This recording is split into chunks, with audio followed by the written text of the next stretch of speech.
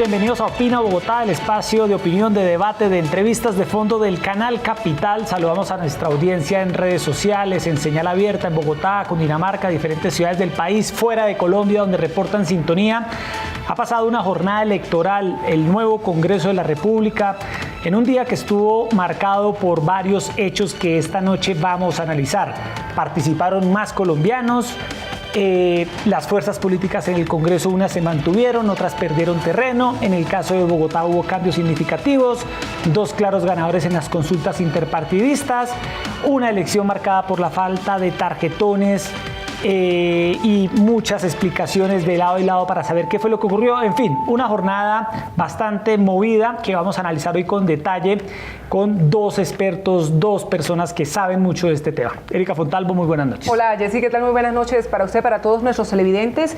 Y esta es una semana clave, definitiva, para lo que podrían ser las coaliciones, las alianzas de cara a esa primera vuelta presidencial. Mañana mismo el Partido Conservador se reúne, congresistas actuales, también los electos, van a debatir, van a definir su apoyo a la dupla Iván Duque, Marta Lucía Ramírez, o muchos de ellos liderados por uno de los senadores que repite y que obtiene una de las mayores votaciones del país, David Barguil, que son de la idea de irse con Germán Vargas Lleras.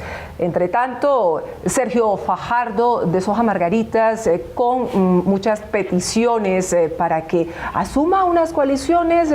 El llamado se lo ha hecho Gustavo Petro, también ahí está Humberto de la Calle. Sin embargo, hay situaciones que seguramente vamos a comentar que impedirían que se diera una alianza, por lo menos de cara a la primera vuelta, entre Sergio Fajardo y Humberto de la Calle. Como quien dice, Jessy, la cosa se puso buena en materia política y hay algunos que tienen oxígeno por lo menos hasta la primera vuelta. Me refiero a candidatos presidenciales. Esto hasta ahora empieza. Así es, saludamos esta noche a Alejandra Barrios, ella es directora de la Misión de Observación Electoral MOVE. Alejandra, gracias por estar en Canal Capital. No, una delicia poder acompañarlos y pues muy buenas noches y buenas noches a todos los que nos están acompañando ahorita.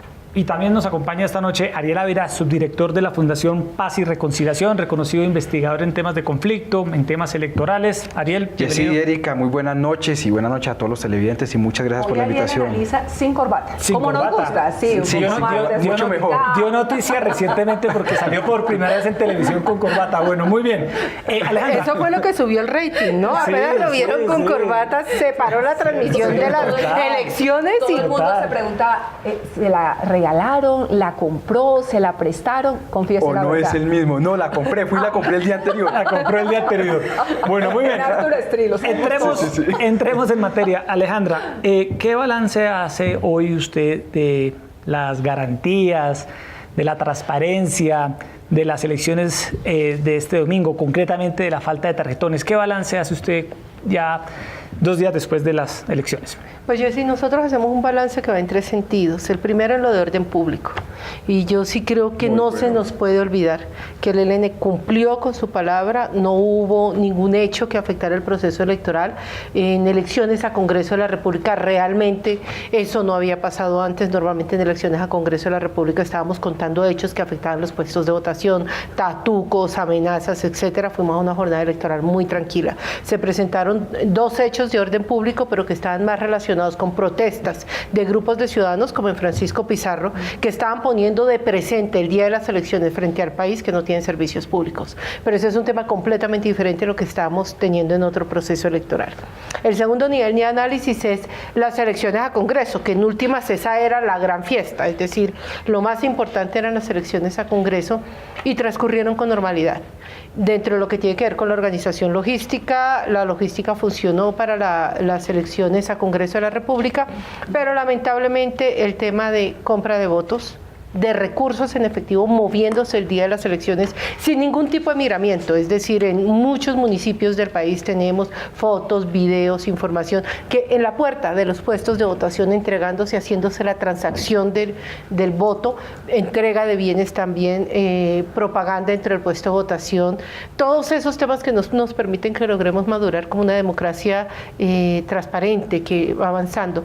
Y el tercer nivel de análisis es la consulta multipartidista, donde se presentaron serios problemas relacionados con la logística en la entrega del material electoral, especialmente en algunos puestos. Y aquí sí es importante aclarar que es muy diferente que se haya acabado el material electoral y otra cosa es que se acabó en algunos puestos de votación. Alejandra, ¿quién tuvo la culpa? Hay un problema de distribución gravísimo. Pero tiene que asumirlo la registraduría. Claro, es la registraduría quien tiene que asumir la responsabilidad. Nosotros hemos registrado. El registrador Galindo le ha echado el muerto al Ministerio de Hacienda. Pero ¿sabes que me gusta mucho ese debate? Me encanta ese debate, porque yo sí creo que aquí se pusieron de presente dos cosas. Aquí hay un tema que hay que mirar cómo fue que se tomó la decisión de la distribución de las tarjetas electorales. Aquí se hicieron unas recomendaciones para que conversaran con los partidos políticos. Pero estás tocando el centro del debate. Y el centro del debate es, no solamente es un tema de distribución, es un tema de recursos. Yo sí creo que todos nosotros seguimos a proceso electoral sorprendiéndonos de los costos que tiene el proceso electoral. Y a mí me parece muy oportuno que la Procuraduría meta la mano, que la Contraloría y la Veeduría meta la mano. ¿A quiénes estamos contratando? ¿Cuánto valen esos contratos? Aquí se tuvo que volver a poner 3 congresistas de mira, que habían salido de las últimas elecciones hace 4 años porque hubo un problema con un plumón. Yo hoy no tengo claro, porque eso podía haber ido una demanda del Estado altísima, si hay una sanción a los contratistas, si los contratistas asumieron alguna responsabilidad, quién responde por lo que está pasando a través de contratos privados y la tercerización de un proceso electoral, y que sea esta la oportunidad para que demos ese debate. Y el software, además. Y no solo de la logística, el software. Ariel, en términos generales ya vamos a ocuparnos muy bien de los detalles de cómo quedó el Congreso, cámaras de representantes, sorpresas de las elecciones, los quemados, los herederos de mafias y demás. En términos generales, ¿qué balance hace usted de las elecciones? Mira, hago 3 balances. Yo creo que es un Congreso muy de derecha, muy fuerte la derecha, pero a la vez es el Congreso en la historia de Colombia con más fuerzas progresistas y alternativas en toda la historia del país. Sumando Polo, Verdes, Decentes, incluso Mira, estamos llegando a una veintena de curules, poco más de una veintena de curules en Senado, pero también es un Congreso muy de derecha. Esto así va todo el mundo. Significa que las posibilidades de acuerdo se van a disminuir mucho. Primer balance. Segundo balance. Mira, aquí hay grandes perdedores. Los liberales, conservadores perdieron, la U perdió, pero como siempre pasa en este país, van a ser la U y los conservadores van a vender muy costoso su apoyo en las presidenciales. Salen perdiendo, pero en una semana van a estar ganando muchísimo, porque no tomaron la decisión de ningún apoyo presidencial. Como lo dijo Erika, los conservadores se reúnen mañana, la U se reúne pasado mañana, y eso significa cobrar impuestos en mermelada, o sea, va a ser muy duro, y esta semana es definitiva. Segundo balance. Y tercer balance, yo creo que todo está ajustado en sus perspectivas. A mí me dicen, es que Gustavo Petro salió muy fortalecido. No, Gustavo Petro tuvo 200.000 votos más que Carlos Gaviria en 2006. Es la votación histórica más alta de la izquierda. Lo que yo compruebo es que Gustavo Petro logró aglutinar a la izquierda, que es mucho, pero no tiene para dónde crecer. Y en el caso de Iván Duque, ahí metieron la mano. Yo creo que los votos de Iván son los que no se mueven, los 4 millones. Pero el otro 1,5 millones, 1.600.000, ahí eso no es seguro de ellos. Y creo que hay una paradoja inmensa. Vargas Lleras sale triunfante en Congreso, pero sale muy mal con las consultas. Él aspiraba a una consulta a la derecha de 3 millones, 3,5 millones, y ahora pues ya sus apoyos se están desgranando hacia Iván Duque. ¿Pecó al no hacerse contar? Claro, yo creo que él suplanteó muy mal la estrategia, y el que peor sale con las consultas es Germán Vargas Lleras, y el que mejor sale con el Congreso es Germán Vargas Lleras, una cosa paradójica. Bueno, Erika, entremos, ahora sí vamos a proyectar en pantalla la conformación de cómo quedó el Senado de la República luego de la votación del domingo anterior. Vamos a ver la gráfica donde vemos cómo quedó el Congreso. Ahí está, vamos a analizarlo. Entonces, el Centro Democrático saca el mayor número de curules, 19 curules. No crecen curules, no crecen curules. Exactamente igual. Exacto, vamos analizando eso. Uribe no llega al 1.000.000 de votos como se esperaba o como lo decían algunos analistas. 24, ¿no? Sí. Pacho Santos alcanzó a decir que iban a estar entre 25 y 30. Bueno, sigamos. Cambio Radical 16. Ahí sí hay un crecimiento importante. 7, pasan de 9 a 16, un gran crecimiento. ¿Qué análisis hace usted Ariel Ávila en ese sentido? Es la lista la llenó Vargas Lleras de políticos cuestionados, de maquinarias electorales. La estrategia le resultó. Richard Aguilar le aportó 76.000 votos. Temístocles Ortega en Cauca le aportó, pero el costo en la opinión pública fue muy alto. Lo cierto es que hoy son la segunda fuerza en Senado. Bueno, seguimos, Erika, con el Partido Conservador, 15 curules, los liberales 14, el partido de la U 14, que es un partido en comparación con el Congreso del 2014, pierde 7 curules. Las 7 que gana a cambio las pierde la U. Así es. Pero igual pierde liberal y conservador, pierden de 3 curules. De a 3 Y en curules. Cámara pierden liberales 4 y conservadores también pierden como 8. Partido Verde, Alejandra, gran Muy sorpresa, importante. el profesor Antanas Mocus. Un fenómeno político. Un fenómeno político. Fenómeno electoral, digamos, Sí, ¿a realmente qué le un atribuye fenómeno. usted, Alejandra? Un en el mensaje análisis? claro, yo creo que Antanas Mocus representa un mensaje claro contra la corrupción, por la transparencia, por una política dialogante y no una política que insulta al otro, que desconoce al otro. Impresionante el resultado de Antanas Mocus. Es decir, una cosa. Sí. Aquí se movieron 3 discursos que llevaban a la gente a que votara. El discurso del castrochavismo le puso al Centro Democrático y a Cambio Radical votos. El discurso de la anticorrupción le abonó a Polo y Verdes. Y el discurso de la pobreza hizo que la lista de Petro, que nadie daba un peso, pasara. Es que lo de Mocus, mucha gente votó contra la corrupción, pero no sabía por quién votar. Y la única autoridad moral que vieron fue Antanas Mocus. 500.000 de votos. Es increíble. Sí, volvamos a la gráfica para seguir analizando las últimas curules. Ahí está Erika, el Polo, 5 curules a la cabeza del senador Robledo. Mantiene las 5 en el... Claro, pero ahí es increíble por esto, porque es que la mitad del Polo se fue con la lista de los decentes, Clara López y compañía. Y muchos análisis, incluido yo, dábamos que decentes y Polo podían quemarse ambos. Y mire, increíble. Bueno, esas 5 de las FARC son las del acuerdo Sí, de las La del Habana. acuerdo. Decentes 4 con el senador Gustavo Bolívar a la cabeza. Tuvo una votación muy importante, hay que decir.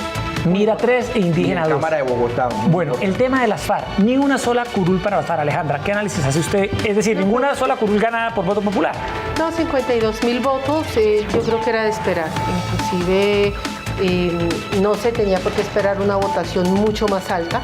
Se había notado la distancia que hay especialmente en las zonas urbanas de este país frente a la organización política. Entonces allá hay unos mensajes muy fuertes en torno a las FARC, en torno a la guerra, y ojalá sean unos mensajes que entiende el ELN también, que son los momentos de la negociación, es el momento de hacer partidos políticos y de tratar de conectarse con una ciudadanía que es muy diferente a la de las décadas anteriores. Aquí 52.000 votos, es decir, hablan por sí solos, pero como quiera, bienvenidos a la política, bienvenidos al ejercicio del debate público y dejar las armas. No, verlos votando fue un hecho Vea, absolutamente significativo. La ganancia está con lo que empecé esta entrevista, este diálogo que tenemos, y fueron las elecciones a Congreso de la República donde no tuvimos el día de elecciones que lamentar hechos de orden público. Es ahí donde está la ganancia de todos, de la FARC y de nosotros como ciudadanos. Esas 5 curules es la respuesta de cuál es la conexión política entre la FARC y las zonas urbanas y los ciudadanos de Y este es algo país. que no deberíamos olvidar los ciudadanos, porque muchas voces se levantarán ahora dependiendo de quién se convierta en el presidente Mira, Erika, de la está dato. República. Cuando yo entré a trabajar, y me tocó muy rápido en la MOE, estuve en las elecciones de 2006, yo revisé la cifra ahora, más de 400 municipios afectados por riesgos de violencia. Eso cayó prácticamente a 0 esta vez. O sea, si hay gente que todavía dudaba de las bondades del proceso de paz, pues ya esto quedó derrotado. Y con el tema de las FARC, uno aquí puede ver el vaso medio lleno o medio vacío. Uno, es complicado sacar 50.000 votos. Era mejor que le fuera un poquito porque, digamos, su legitimidad en el Congreso va a ser muy cuestionada. Pero a la vez esto demuestra que toda esa campaña negra, esa realidad que se vive en Twitter de que las FARC estaban comprando votos, de que Santos le regaló el país a las FARC, de que los venezolanos estaban apoyando a las FARC, de que habían centenares de caletas lavando y comprando votos, pues era un cuento. Yo creo que tenemos que superar esa vaina del castrochavismo y pasar a propuestas. Así que o medio lleno o medio vacío, uno puede ver el vaso con ese resultado de las FARC. Oiga, Ariel, estuve leyendo unos análisis de la Fundación Paz y Reconciliación que rápidamente tomó este nuevo listado, este nuevo Congreso, y habla de los congresistas cuestionados, ¿no? Sí. De los 70 candidatos que ustedes cuestionaron, Sí. solo 28 se quemaron, es decir, 60% candidatos con deudas con la justicia, con cuestionamientos por corrupción, van a posesionarse el próximo 20 de julio, muchos de ellos en cuerpo ajeno. ¿Cuál es el Congreso que en ese sentido vamos a encontrar? Erika, yo ahí tengo una visión un poco. Nosotros esperábamos que de los 70 se eligieran 60. Y terminaron eligiéndose muchos menos. Yo creo que al final lo que hizo Caracol Radio, con Usted no sabe quién soy yo, lo que hizo Canal Capital, lo que hizo El Tiempo, ese día El Tiempo sacó en primera plana también candidatos cuestionados, yo creo que tuvo un efecto. Se quemaron realmente personas como Olga Suárez Mira del Partido Conservador, se quemó gente como Arlet Casado, los ñoños, la ñoñomanía desapareció ni en Cámara ni en Senado, aunque Musa Besaile sí pasó a su hermano. Pero entonces hubo un castigo, pero también aquí hubo una gente que se religió, por ejemplo, Richard Aguilar volvió y salió, Karen Cure volvió y salió, Musa Besaile volvió y salió. Todavía ese voto comprado, como lo decía Alejandra ahora, ese voto comprado todavía tiene un efecto muy grande. Incluso la candidata Merlano se le encuentra plata en efectivo, hasta armas, y no pasa nada, todavía no ha sido capturada. Estas prácticas siguen, pero yo soy más optimista hoy. Yo pensé que esto iba a ser peor. Hablando de Suárez Mira, Erika, de condenar y de rechazar las amenazas que recibió Ariel Ávila recientemente. Ariel, ¿en qué va ese tema? Nosotros hicimos un reportaje con Caracol Televisión sobre la casa Suárez Mira. No se le olvide que el hermano pagó cárcel por parapolítica y ahora está prófugo por temas de lavado de activos. De hecho, lo está protegiendo este grupo criminal de los Pacelli, ahí en la zona de La Estrella, ahí muy cerca de la área metropolitana. El otro hermano, que es el alcalde, César Suárez, falsificó su diploma de bachillerato y está a punto de ser destituido, pero han dilatado tanto el proceso para que no se hagan nuevas elecciones y ellos nombren su reemplazo. Y la cabeza de eso es Olga Suárez. Hicimos el informe y se quemó. Yo creo que esto dio resultados importantes y un día después del informe recibimos amenazas en la fundación, pero en todo caso contentos por el resultado. Bueno, Erika, hablaba usted de quemados. También escuchar la valoración de Alejandra en torno a este Congreso, que muchos de estos congresistas, algunos muy jóvenes, por ejemplo, esta niña Laura Fortich del Atlántico, llega con los votos del senador Álvaro Ashton, que está preso, vinculado al caso Odebrecht y por otros presuntos delitos. Esto claramente no es una renovación del Congreso, es más de lo mismo. Nuevos congresistas no significan renovación del Congreso. Nuevos congresistas significa que pueden llegar relevos de casas políticas tradicionales. Y ese relevo de las casas políticas tradicionales no significa que tengamos una mejor calidad del Congreso. Sin embargo, cuando uno ve la composición de este Congreso, digamos, yo coincido con Ariel en que la presencia del Polo Democrático, que la presencia de la lista de la decencia, no es que haya sido totalmente sorpresiva, pero tienen una presencia importante cuando en la tensión que se estaba viendo en el proceso electoral había una seria preocupación porque pudieran perder la personería jurídica. Nuevamente llega Mira. Es decir, aquí estamos viendo que al mismo tiempo que se fortalecen algunas casas políticas que se siguen manteniendo en el Congreso de la República, lograron salir algunas, pero aparecen unas voces nuevas. Vamos a tener un Congreso y yo sí creo que si vamos atando hacia presidenciales, creo que también tenemos que pensar muy bien con quiénes queremos que debatan la segunda vuelta presidencial, porque acordémonos que quien quede en segundo lugar va a tener la posibilidad, si así lo acepta, de estar en el Senado de la República. Eso significa que nos acercamos a un modelo muy fuerte de oposición. ¿Quién queremos entonces que sea la oposición de qué? ¿Y de qué fuerza? ¿Qué carácter y de qué calidad? Porque si ponemos un segundo lugar que tiene las mismas posturas ideológicas o parecidas al que gana la presidencia de la República, no vamos a lograr hacer ningún mecanismo de poder ni de contrapoder por la misma composición del Congreso que quedó elegido. Hablamos ahora sobre las sorpresas, sobre los quemados. Nuestra periodista Alejandra Parrado preparó el siguiente informe sobre quiénes se quemaron en las elecciones del domingo. Muchos senadores y representantes creyeron tener sus puestos fijos en el Congreso para esta nueva elección, pues en el papel los votos estaban y su trayectoria los respaldaba. Al pabellón de los quemados entraron figuras importantes del Centro Democrático. Algunos de los que se quedaron viendo un chispero fueron José Obdulio Gaviria, uno de los escuderos del expresidente Álvaro Uribe, Alfonso Plazas Vega y Alfredo Rangel. A quienes no les alcanzaron los voticos en el partido Cambio Radical fueron a los actuales senadores Bernabé Celis, acusado hacia algunas semanas de violencia intrafamiliar y José Ovidio Claros. El partido de la U, a diferencia de 2014, se quedó colgado en la aspiración al Senado, pues grandes nombres como Jimmy Chamorro, Ángel Custodio Cabrera y el actual presidente Hernán Penagos deben buscar qué hacer. El liberalismo tampoco se salvó del descalabro. Acá la lista la encabeza Sofía Gaviria, Luis Fernando Duque y las representantes Olga Lucía Velázquez y Clara Rojas, que estaban seguras de llegar como senadoras. De la lista del conservatismo se quemaron varios de sus llamados caciques electorales, como Juan Manuel Corzo y Telésforo Pedraza. Bueno, muchos nombres reconocidos, Ariel, en este pabellón de los quemados. ¿Qué análisis hace usted de nombres ahí cruciales? Mira, yo hago, tres tipos de análisis. Yo creo que hubo partidos por el descenso en las curules, que gente que sacó muchos votos resultó quemada. Por ejemplo, Ángel Custodio Cabrera se quemó con 60.000 votos.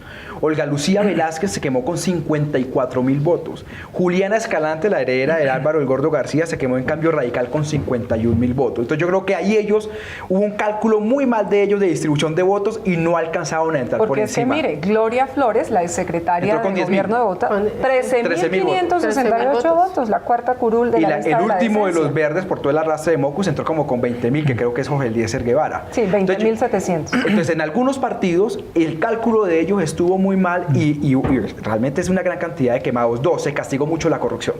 Yo creo que lo de la U, lo del Partido Conservador, lo de Juan Manuel Corzo, yo creo que aquí se castigó la corrupción, incluso con la U y los liberales, la cercanía a Santos. Y lo tercero, por el contrario, grandes electores, por ejemplo, en el Polo, en los Verdes, en el caso del Centro Democrático, tuvieron un efecto de arrastre impresionante. En todo caso, en el caso del Centro Democrático, los cálculos daban que el último senador podía entrar con 12.000 votos, entró con más de 20.000. José Obdulio se quemó con mucho, es decir, Uribe nomás logró, que es va a pasar a la historia como el más votado, 800.000 votos, pero se estaba esperando por encima de 1 millón de votos para él nomás. Erika, hablando de este tema, el domingo, el día de elecciones, leímos una entrevista en El Tiempo del registrador con Yamid Amad, donde el registrador decía que había que proponer un mecanismo de escogencia de congresistas basado en listas cerradas para fortalecer los partidos y para que no se presenten casos como los que estamos viendo, de congresistas que en lista preferente obtienen votaciones muy superiores, para modificar ese tema. ¿Usted cómo ve esa probable reforma de la que hablaba el registrador el mismo día de las elecciones? Nosotros esperamos que este Congreso sí nos dé para dar una discusión seria de reforma política. La verdad, tenemos que avanzar. Es la disciplina de lista cerrada, pero claramente, pero no solamente lista cerrada. Yo creo que aquí tenemos que aprender y tomar nota de cuáles son las cosas urgentes. Aquí no podemos permitir seguir haciendo consultas multipartidistas o internas de los partidos para seleccionar candidatos 2 veces, uno el año anterior y otra el año siguiente. Debe hacerse una sola consulta de todos los partidos políticos. El Consejo Nacional Electoral está interpretando mal las leyes. No podemos permitir grupos significativos de ciudadanos. Tenía el dato que ya no lo tengo aquí, pero se presentaron como 115 grupos significativos de ciudadanos al Senado de la República. ¿Saben cuántos terminaron pasando? 5 o 6 grupos significativos de ciudadanos.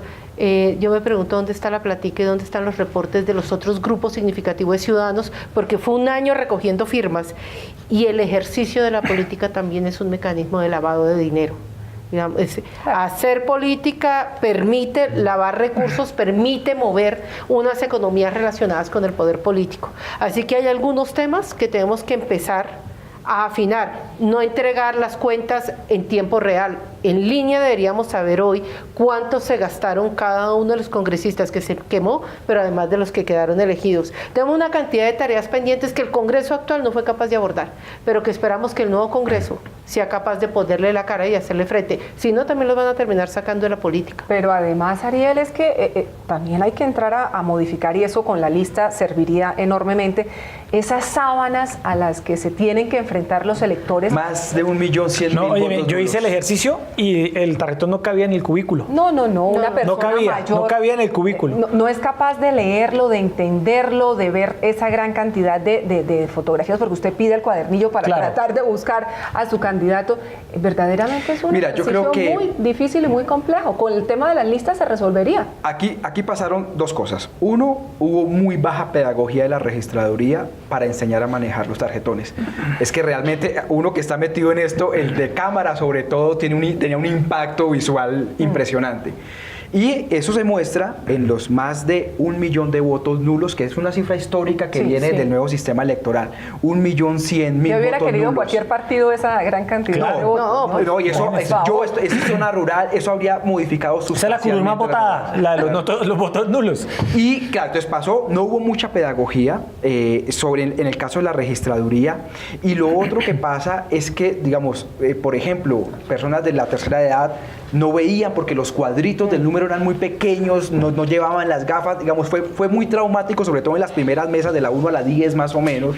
Ahí se sintió el trauma. Bueno, de la tercera edad yo ya no veía. No, es que si No, uno pero se los le que quedan tenemos las algunos gafas, problemas visuales. se le quedan a uno las gafas en la casa, ni modo. Ni modo. Entonces, aquí se mezcló baja pedagogía y la tarjeta sí no cabía en el cubículo, los números eran muy pequeños, los logotipos. ¿Voto electrónico, Alejandra? ¿Hay que dar el salto al voto electrónico? Sí, nosotros tenemos que seguir sistematizando todo nuestro proceso electoral y tenemos que avanzar hacia el voto electrónico que sea capaz de tener una trazabilidad en papel. Es decir, es el doble sistema, pero si ustedes vieran los errores que se siguen cometiendo en la transcripción de los datos, en la suma de los datos, porque aquí seguimos llenando los formularios de conteo a mano. Son 3 formularios iguales, L14, que se llenan los 3 a mano y no es con copia química. Son 3 que cada uno llena a mano, ahí se cambian resultados electorales, se suma al revés. Y un resultado de eso puede cambiar 3 no, sí. No, es que ya están en Corferias haciendo el escrutinio y siempre llega cada candidato que considera que le están quitando votos. Pues hay una cámara aquí en Bogotá que ya se ha vuelto una pelea. Y las cámaras, sobre todo. Ahora, hablando de la Cámara Botánica, ¿qué le parece si vamos a ver la gráfica de la Cámara en Bogotá? Bueno, no, esta es la nacional. Vamos a ver primero la nacional. En el caso de la nacional, 163 curules, vamos a ver los resultados. Partido Liberal pierde 4, pasa de 39 a 35. Pero tiene más de 2,5 millones de votos. Se mantiene como la primera fuerza, pero perdió. Sí, Centro Democrático. 19 a 32. Cambio Radical. Sube también 12. Partido de la U pierde, estaban en 37, pierden 12. Partido Conservador pierde 9. Alianza Verde sube 3. El Mira, no recuerdo muy bien cómo estaba. Polo pierde una, que es una en Bogotá. Pero mira, si no estoy mal, creo que estaba por ese orden. Sí, okay. Claro. Sí. Y Opción Ciudadana, el partido de la parapolítica, logra salvar su personalidad jurídica con las 2 cámaras. Exactamente. La Esencia mete en Bogotá, que es lo que tiene Justo y Libres, mete en Bogotá, es impresionante también. Lo de la coalición santanderiana, bueno, se mete, y lo de la Cámara Indígena Maíz. Vamos a ver el listado de los representantes ahora a la Cámara por Bogotá, los que resultaron electos. Allí Centro Democrático, entra Eduardo Rodríguez del Centro Democrático, con que la fue el más alta votación, 103.800 votos. Sí, todos los demás entraron realmente. Samuel Hoyos, que repite Cámara. José Jaime Uzcategui, el hijo del general Uzcategui, llega debuta. por primera vez. Gabriel Santos llega por primera vez. El hijo del exvicepresidente Francisco Santos. Y Enrique Cabrales, también un pariente político de Tomás Uribe. Debuta. Y es el consentido del uribismo y entró mal, pensé que iba a ir mejor. Bueno, Alianza Verde, Inti Asprilla. Una votación brutal, pero yo creo que superior a los 90.000. Por ser cabeza de lista, impresionante. Sí, creo que tiene un trabajo muy grande con lo de Doña Juana, ¿no? Digamos, también lo de Inti es... No, pero es que lo de Inti Asprilla es... Pero es que además Inti es de la Alianza Verde, pero él de la línea manera Petro pública ha expresado su apoyo al movimiento progresista. Y en contra de Sergio Fajardo en las últimas semanas, ¿no? Juanita María Gubertus. Increíble esa votación de Juanita, es nueva, pero además es nueva. Es 82.000 votos. Es una mujer nueva que no había hecho política, que viene de la academia, es decir, es impresionante lo de Juanita. Catherine Miranda, la fórmula de Antanas Mocus, también sacó una muy buena votación. Muy bueno. Mauricio Toro, esa es una de las curules, lo he visto a él en los últimos días, sí, Ariel, en Corferias, peleando. Porque es como eso es por cifra repartidora, sí. Hay una diferencia de 800 votos. ¿El de él con quién? Con el de Cambio Radical, con uno de Cambio Radical. ¿Con Felipe Ríos? Con Felipe Ríos, bueno. Hay una diferencia ahí, pero bueno, ahí se da. Ahí está, la lista decente es la hija de Pizarro, María José Pizarro Rodríguez. Tercera votación, que esa es otra votos. Votación impresionante, son votaciones del Senado de la República y están en Cámara. Pero yo creo que ahí el fenómeno es mucho el fenómeno Petro, ¿no? Ahí el fenómeno porque el despliegue de ellos mediático no fue tan grande. David Ricardo Racero es un joven bien, me parece que va a hacer un buen papel, también efecto arrastre. Él había aspirado al consejo y no había pasado. no había salido. Se había quemado, No, sí. este arrastre de Ahí Ahora en el Congreso sí llega. Cambio radical. Tenían en sus cálculos tener casi 4 curules, se quedaron con 2, con Ángela Patricia Sánchez, que es una líder cristiana, De la Misión Carismática y Internacional. José ¿qué más? Daniel López, que era un candidato que venía promoviendo. Se quemó Felipe la gente Ríos, cercana por al ministro ejemplo, David Luna. quedaba- Se quemó quedaba por Felipe, hecho que Oscar metía- Ramírez. Bueno, pero lo más sorprendente es lo de Felipe Ríos, pero... Por 400, 600 votos. 600 es votos. una cifra Y muy ahí el tema es que caso. Cambio Radical estaba aspirando a 4. A 4, así es. Liberales se quedan con una sola Con Lozada. curul, Juan Carlos Lozada, Un animalista. desplome total. Avizambra totalmente. O sea, lo de los liberales realmente es. Yo no entiendo. De caso de estudio, Ellos, digamos, realmente los tenían- liberales mire, es caso de tenían estudio. 3, Es caso quedan de con estudio. 1. Juan Fernando Cristo, el exministro, dijo, esto fue gracias a la conformación de la lista que hizo César Gaviria. Usted sabe que ellos tienen una disputa interna muy compleja. No, pero digamos que. O sea, realmente, aún así, yo no entiendo. O sea, Sí. es uno de los casos de estudio como. Bueno, Sí. y ahí veíamos Germán Navas Talero, que mantuvo Sí, la... que repite. la y una mujer, pierde a Irma, Lirio. pierde a Lirio Uribe. Y Irma Herrera por él mira Por Mira. la otra curul. y el conservador Juan Carlos Wills. Juan también. Carlos Wills, sí. Pregúntese esto: ¿y dónde está la U? Sí, claro, ¿no? Se desapareció por completo. Sí, la Y la U tiene Bueno, un entremos castigo en muy esta... fuerte. Entremos en esta... no tuvo representación el partido. Erika, entremos en esta última parte del programa a analizar lo que será la primera vuelta. Este viernes se vencen plazos para los cambios en las fórmulas vicepresidenciales y rápidamente, Ariel Ávila, ¿cómo ve primera vuelta? ¿Ve probable, como Mira, dicen yo- algunos sectores del Centro Democrático, que Iván Duque gane en primera vuelta? No, eso no. Lo van a vender así, pero eso no es. Sí. Mire, estos 3 análisis muy rápidamente. 1. En las consultas que no se ha inflado, más o menos hubo 8 millones de votos. En la primera vuelta presidencial van a votar 17 millones de personas como mínimo. Yo creo que puede votar un poquito más. Es decir, hay todavía 9 millones de votos en disputa. Así que hay que calmarse un poco y hacer un primer... O sea, todavía esto está abierto. Bien. Segundo análisis, yo creo que Iván Duque va a tener entre 4 y 5 millones de votos. Eso le da para estar en segunda vuelta. Yo a hoy lo veo en segunda. La pregunta es, ¿Con ¿quién quién? pasa allá? Bueno, hagamos una Él pasa, ¿con quién? No, ellos quieren que sea con Gustavo Petro porque saben que en segunda vuelta lo muelen y pues todo, ellos mismos lo aceptan y van a hacer una campaña de polarización. Pero ahora se está armando una tercería, es posible, si sale algún mecanismo, ahorita hablamos lo jurídico, lo Sí. político, los egos, todo, pero se podría armar una tercería donde Sergio Fajardo Hoy, Coalición Colombia de Sergio Fajardo es la tercera fuerza en el Congreso. Que no se olvide, a pesar de las divisiones Por la de los sorpresa, partidos, Antanas Mocus. 15 senadores. Tiene tienen, 15 senadores. Con 15. Polo Con y el con liderazgo Alianza. de Antanas Son Mocus. 15, Claro, son o sea, 15. entonces ahí hay que tener cuidado. Al que veo desaparecido, así haya ganado en Congreso, es a Germán Vargas Lleras. Yo creo que él tiene que replantear estas semanas clave, seguramente sacará a Luis Felipe Henao, pero este tema de una lista con tanto cuestionamiento le costó muchísimo en voto de opinión. Germán Vargas tiene 46 congresistas en este momento, en el nuevo Congreso. Y lo de Gustavo Petro, yo Está por no ocho. lo veo con la suficiente fuerza si su consulta haya sacado esos 3 y tantos millones de votos. Él, vuelvo y repito, logró la votación de Carlos Gaviria en 2006, pero para estar en segunda ¿Quién vuelta podría hay que tener apoyar 4. a Gustavo Petro? Han buscado a medio mundo y no han podido. ¿Usted correrse al ve centro. a Petro en segunda vuelta? Hoy no. Alejandra, ¿qué análisis hace usted para la primera vuelta? Hoy no es seguro, ¿no? Pues vamos a ver. Hoy el que seguro está en segunda vuelta es Iván Duque. No tengo claro es contra quién. Perfecto. Su análisis. Bueno, Alejandra. no hablo de candidatos de manera específica, Sí, como ustedes evidentemente, saben, sí, claramente. pero que, digamos, qué cosas quedan interesantes sobre la mesa. Esta es la primera consulta multipartidista que se hace. Y creo que se convierte en un mecanismo político para tomarlo en serio. Es Como unas decir, primarias. Como unas primarias. Se convierte en unas primarias.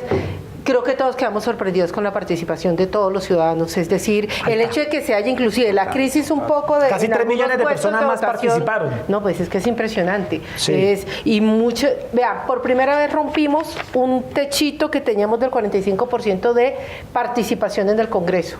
Y nosotros en la MOE estamos absolutamente convencidos que llegar al 49% de participación en el Congreso se debió a las consultas. Es decir, que las consultas realmente llevaron a la gente a votar. ¿Y se vota más en presidenciales, Alejandra? Yo creo que vamos a tener más o menos la misma votación, 17 millones, 17, casi 18 millones, porque se puso muy interesante debido a las consultas, la competencia. Y la polarización va a llevar a que mucha gente salga a votar. ¿La polarización o el miedo? El miedo y la polarización van a llevar a que mucha gente salga a votar. Pero además porque Vargas Lleras parecía la candidatura que estaba perdiendo fuerza y ahorita pues está Popocho.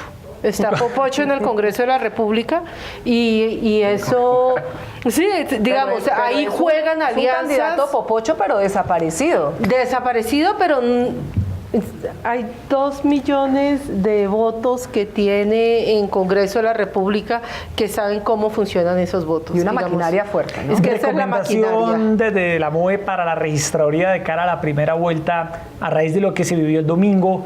No, aquí vamos a tener uno que es los C14, tienen que salir muy rápido, tienen que entregarse en archivos planos, tienen que entregarse el mismo día, ojalá le den a los partidos políticos, a todos, canal preferencial para el ingreso de la información. Lo peor que nos puede pasar es que tengamos entre tantos candidatos donde no se tiene claro dónde pueden estar las fuerzas, resultados muy cercanos y que haya la menor duda sobre la transparencia de los resultados electorales.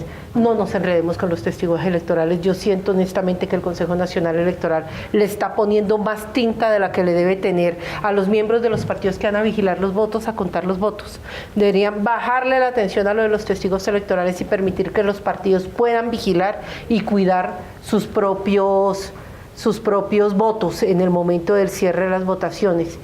Y el tema de los delitos e irregularidades electorales. Oye, me vi de esos videos que circularon, el del domingo de Tumaco. No, pero ese es un día antes. ¿Ese fue un día antes? Sí, ese video no es de Rafael Escrucería. Sí, pero igual es un día antes, pero igual es terrible. ¿Qué se ha logrado establecer de ese video? De ese fue uno de los videos más virales, donde en Tumaco, a la salida de una reunión de una casa. Sí, pero fue un día antes. ¿Qué se sabe de ese video? No, es pues compraventa de votos, estaba dando lo que eso, a ver, eso primero pasó en todo el país, sobre todo en la costa y en el Pacífico. Eso se llama la metodología del mochilero. La señora que estaba ahí, como usted veía, tenía una mochila, tiene plata en efectivo, pagan 25.000 pesos el día antes de la elección y al otro día, cuando llevan la foto en el celular o alguna prueba o indican la mesa o la lista o lo que sea, le pagan los otros 25.000 pesos porque los políticos también se pueden sentir tumbados. Entonces pagan 25.000 pesos un día antes, 25.000 pesos un día después. Con eso aseguran un mínimo de votos y lo demás lo consiguen con los famosos líderes sociales, que es la segunda. Bueno, y ese video, las autoridades lo suben en los buses y lo llevan. Tienen que tomar medidas en este caso. Claro. Yo no creo que vaya a pasar mayor cosa. Esto va a pasar. No ha pasado nada con la señora Merlano, que le pillan armas, plata, documentos. Pues yo no. Bueno, yo no soy tan pesimista, digamos. El día de elecciones la fiscalía se movió muchísimo. El decomiso de recursos en efectivos que se hizo, sino que pasaron cosas como los resultados electorales que se los comieron. Pero si uno hace un focus a lo que hizo la fiscalía ese día, empezaron desde temprano a hacer allanamientos. En el Valle hubo la captura de la cumbre, de la alcaldesa de la cumbre, que estaba haciendo además presión para que votaran por determinados candidatos, recursos en efectivo que se estaban moviendo. Es decir, la fiscalía, como ya tiene nuevas funciones y ahora sí se puede meter de frente en los temas electorales por primera vez, estaba estrenando dientes y creo que hizo un buen estreno de caja de dientes. ¿Pero por qué dice usted que se puede meter por primera vez? Porque el año pasado se hizo una reforma política, la única reforma que creo que valió la pena el año pasado en materia política electoral, en la que se volvieron delitos perseguibles por la fiscalía, temas que tenían que ver con la financiación de las campañas. Se agregan tres y otros se vuelven por fiscalía. Mucha gente se pregunta en este momento, ¿por qué Humberto de la Calle y Sergio Fajardo no van juntos a la primera vuelta? Usted hace un momento precisamente planteaba como la posibilidad de que Coalición Colombia recibiera unos apoyos que le permitiera ser verdaderamente una opción a tener en cuenta de cara a esa primera vuelta. ¿Hay un impedimento jurídico? Hay un tema político que es posible resolverlo, pero el mayor impedimento es jurídico. Por norma también, los que van a consulta tienen que mantenerse porque el Estado no puede tirar plata y se tienen que mantener hasta primera vuelta. Y si se quieren bajar, deben pagar lo que vale la consulta, 40 mil millones de pesos. Sin embargo, hay una interpretación jurídica, también se ha dicho esto, pero eso lo tendrá que responder la autoridad electoral, y es que por la forma como se hizo la pregunta, que es una consulta para buscar una alianza multipartidista, ahí está la duda. Sin embargo, yo lo veo muy difícil, porque no, digamos, de aquí a una semana es muy difícil sacar. De aquí al viernes. Claro. De aquí al viernes. Sí, pero ahí sí están en la maldición gitana, ¿no? Que entre abogados te veas. En serio, están literalmente en la maldición tienes ahí? gitana. Aquí tengo la pregunta que sería interesantísimo poderla ver. A ver, Estamos en un país de abogados. Sí, no, por A eso ver. están en esas. Dice, ojo que se define es el mandato que le dieron a De la Calle, ¿no? Para ver si puede hacer otra alianza. Esa es la interpretación. ¿Cuál de los siguientes ciudadanos liberales elige usted como candidato del Partido Liberal Colombiano para que participe en una consulta interpartidista que elija candidato único en la coalición? O para ser el candidato único del Partido Liberal, tal, muy bien. Pero Aquí esa la clave primera es La primera, que para que participe en una consulta interpartidista. Muy bien. El caso es que en esta entre semana... abogados te verás, ojo, Claro, una consulta, abogado. Jessy. No, yo soy periodista, Sí, pero el por eso, caso es... pero la pregunta es, una consulta... Puede ser una encuesta. No, una Exacto. consulta es que yo te llamo, hola Yesid, ¿cómo estás? Como tú eres del otro partido, ¿tú crees que podemos hacer una alianza? Una consulta puede ser ¿Una también... encuesta?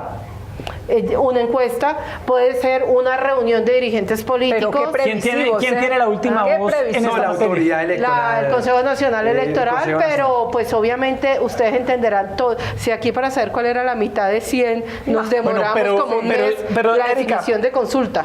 A hoy prácticamente está descartado. Leí en redes desde la cuenta de Humberto Pero de la desde el Calle, punto de vista político. desde el punto de vista político, que el Partido Liberal No, pero toma no, la decisión no, no, solo a no, no. primera Yo lo vuelta. que diría aquí, De mire, alianza. mire lo que decía Sí. Humberto de la Calle. Los colombianos no estamos obligados a escoger entre dos extremos. Tengo afinidades con Sergio Fajardo. Se le planteó el mecanismo de convergencia, pero no fue posible llegar a un Sí. acuerdo. Esto lo dijo Y que hoy la mismo decisión del Partido Humberto Liberal era de la ir solo Calle. en primera vuelta. El problema es que Humberto está solo. Digamos, lo de Humberto es insostenible y yo no creo que ellos se vayan a prestar para que saquen por encima del 4% los votos el 27. Yo creo que eso está abierto. El gran lío es el jurídico. Sin embargo, como se redactó la pregunta, hay múltiples interpretaciones. Es más fácil que Juan Carlos Pinzón se vaya, por ejemplo, antes de la primera vuelta con Sí, él no tiene... con Iván no Duque, tiene con ningún Marta Lucía. problema, no, O sea, no que tiene. se den ese tipo de alianzas que una coalición. en Ahorita este jurídicamente está difícil, pero vuelvo y repito, como se redactó la pregunta, yo esperemos unas 2 semanas a ver qué dice la autoridad electoral. Pues yo no Y la sé si autoridad Tiene que ser de aquí al viernes, ¿no? No, el Ariel, para problema- cambiar. No, Sí, pero yo creo que...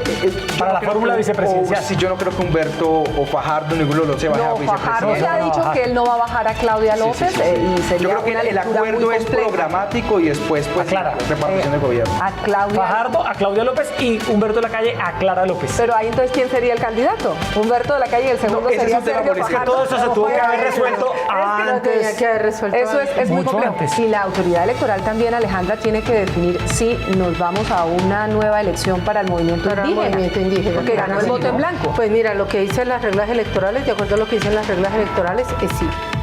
Hay que esperar a ver ¿Y en dice qué el Consejo momento? Eso nos va a Nacional costar 40.000 millones de Un pesos. poquito más.